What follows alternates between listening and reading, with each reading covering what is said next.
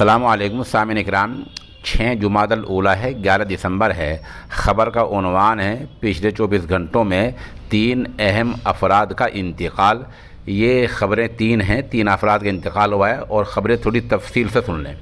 پہلی خبر ہے، ریاست آندھرا پردیش کے علاقہ اننتا پور میں جوان العمر عالم دین اور امام و خطیب مولانا ذیشان ندوی کا تقریباً 25 برس کی عمر میں انتقال ہو گیا ہے۔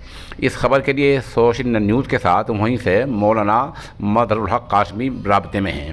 وہ بتا رہے ہیں کہ مولانا ذیشان کو بخار تھا اور ان کو ہسپتال میں داخل کرا گیا تھا۔ مولانا ذیشان کی نماز جنازہ عصر کے بعد ہوگی۔ مرحوم بھٹکل میں امام و خطیب تھے اور عربی زبان کے ماہر تھے۔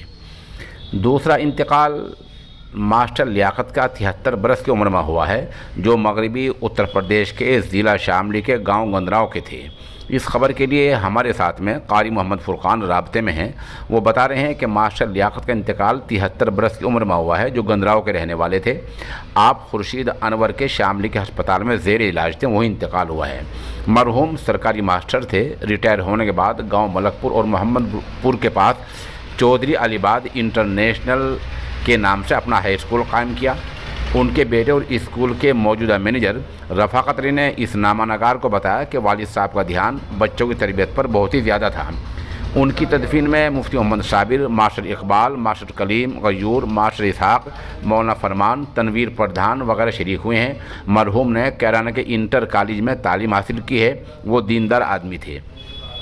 تیسرا انتقال مغربی اتر پردیش کے ضلع شاملی کے قصبہ کیرانہ کے دینی ادارہ مدرسہ اشاعت الاسلام کے خزانچی ثناء اللہ خان کا ہوا ہے۔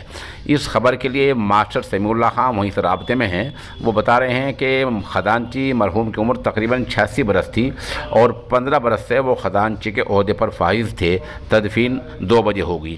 اللہ رب العزت تینوں مرحومین کی مغفرت فرمائے اور پسماندگان کو صبر جمیل دے۔